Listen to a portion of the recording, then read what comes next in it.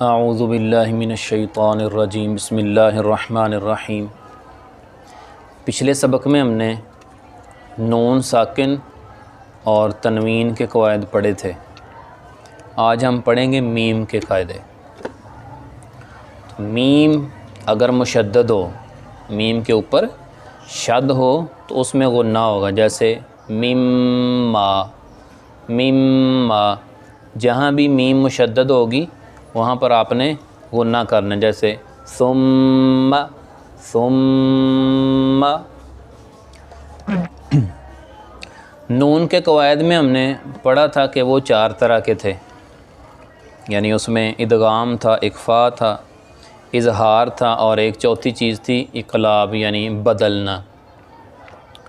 میم کے قاعدوں میں یہ چیز نہیں ہے۔ میم میں ادغام ہے، یعنی میم ساکن کے بعد دوسری میم آئے تو پہلی میم کو ہم دوسری میم میں ملائیں گے اور ساتھ ہی غنہ بھی کریں گے، جیسے مما میم میم۔ یہ مشدد کی حالت میں بھی آ جاتی ہے اور کبھی الگ سے بھی آ جاتی ہے۔ تو میم کے بعد میم آئے یا میم کٹھی ہو جائیں شد کی شکل میں تو وہاں پر آپ نے غنہ کرنا ہے،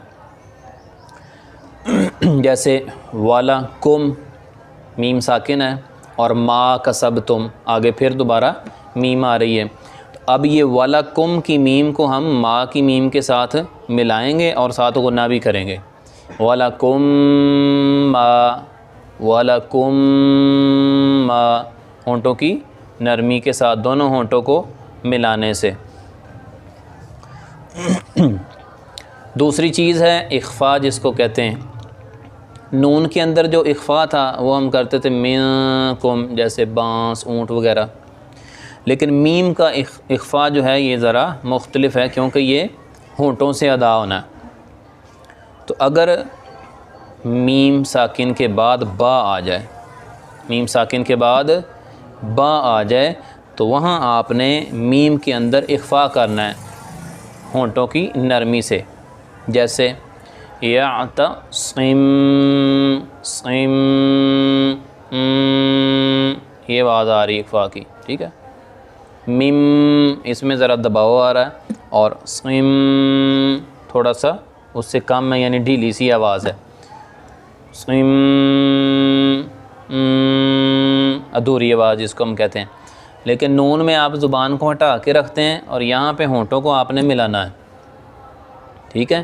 تو میم ساکن کے بعد با آ جائے تو وہاں پر آپ نے اخفا کرنا ہے، یعتصم یعتصم باللہ یعتصم باللہ، ٹھیک ہے۔ اچھا، یہ میم کے قاعدے بہت آسان ہیں۔ ایک تو میم کے بعد میم آئے تو غنہ ہے، ٹھیک ہے، ادغام کے ساتھ، اور دوسرا یہ اخفا ہے۔ اس کے علاوہ باقی جتنے بھی حروف بچ جاتے ہیں، میم کے بعد، میم ساکن کے بعد باقی جتنے بھی حروف بچ جاتے ہیں ان میں سے اگر کوئی آ جائے تو پھر آپ نے میم کے اندر غنہ نہیں کرنا، بلکہ میم کو ظاہر کر کے پڑھنا ہے، جیسے انعمت انعم عم عم، یہاں پہ عم ایسے غنہ نہیں کرنا آپ نے۔ تو میم ساکن کے بعد میم اور با کے علاوہ باقی حرفوں میں سے کوئی بھی حرف آ جائے تو وہاں پر آپ نے غنہ نہیں کرنا، بلکہ میم کو ظاہر کر کے پڑھنا ہے۔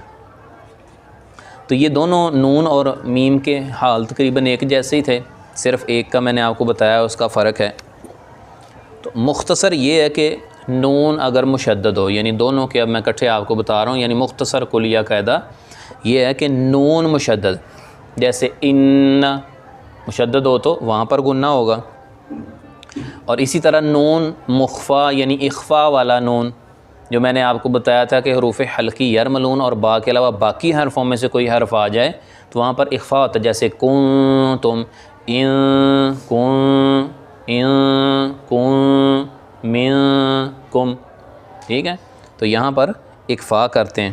اور اسی طرح تیسری چیز ہم نے پڑھی تھی وہ یرملون والی، کہ اس میں سے 4 حرف ینمو یا یؤمن، یا نون میم واو، نون ساکن یا تنوین کے بعد اگر ان میں سے کوئی آ جائے تو آپ نے ادغام بھی کرنا ہے یعنی ملانا بھی ہے اور ساتھ ہی غنہ بھی کرنا ہے. جیسے میں نے مثال دی تھی من وال من یقول.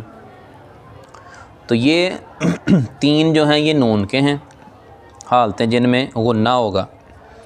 اور اسی طرح میم اگر مشدد ہو جیسے ثم امن وغیرہ تو اس میں بھی غنہ ہوگا. یا پھر یہ میم اخفا والی جو ہم نے پڑھی جیسے وَمَا هُمْ بِمُؤْمِنِينَ یعنی میم ساکن کے بعد با آ جائے تو وہاں پر بھی اخفا ہوگا. میم ہونٹوں کو ملا کے میم کو ہونٹوں کی نرمی سے ادا کریں گے اور اخفا کی سی کیفیت ہوگی. تو مختصر یہ کہ یہ 5 ہی ہیں, مطلب نون مشدد ہو گیا, نون اخفا والا ہو گیا اور ینمو والے 3 یہ ہو گئے نون کے, اور 2 میم کے یعنی میم مشدد اور میم اخفا والی. یہ 5 حالتوں کے اندر ان میں غنہ ہوتا ہے. اس کے علاوہ اور کسی جگہ بھی آپ نے غنہ نہیں کرنا. جہاں بھی ان حالتوں میں سے کوئی حالت پائی جائے وہاں پر آپ نے غنہ یا اخفا وغیرہ کرنا ہے. اس کے علاوہ جہاں بھی میم آ جائے یا نون آ جائے اس کی جو ہم نے حالتیں پڑھی تھی نہ کرنے والی تو آپ نے پھر وہاں پر اخفا یا غنہ وغیرہ نہیں کرنا. جیسے نون کا ہم نے پڑھا تھا کہ نون جو ساکن ہے اس کے بعد حروف حلقی میں سے کوئی آ جائے تو وہاں پر آپ نے غنہ نہیں کرنا. تو اسی طرح میم کے اندر جو ہے وہ اظہار زیادہ ہے اگر دیکھیں آپ, کیونکہ وہاں پہ صرف 6 حروف تھے نون کے بعد حروف حلقی کہ جب وہ آ جائیں تو آپ نے نون میں غنہ وغیرہ نہیں کرنا بلکہ اظہار کرنا ہے. لیکن اگر آپ غور کریں تو میم میں زیادہ ہیں, میم میں سارے حروف بن جاتے ہیں صرف میم اور با کے علاوہ.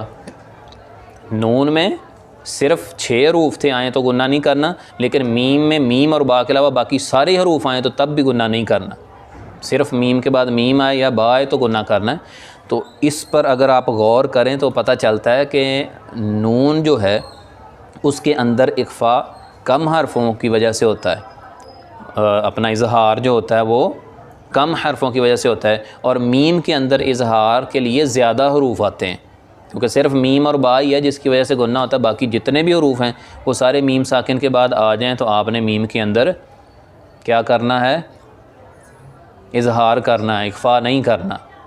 ٹھیک ہے, تو یہ ہمارے آج میم کے اور نون کے قاعدے مکمل ہو گئے. نون کے قاعدے ہم نے پچھلے سبق میں پڑھے تھے اور آج یہ میم کے قاعدے ہم نے پڑھ لیے ہیں. آئندہ انشاءاللہ ہم نئے سبق میں پھر مدوں کے بارے میں کچھ پڑھیں گے اور پھر آخر میں یہ ساری جو چیزیں ہم پڑھ چکے ہیں تو ان کا اجرا ہوگا.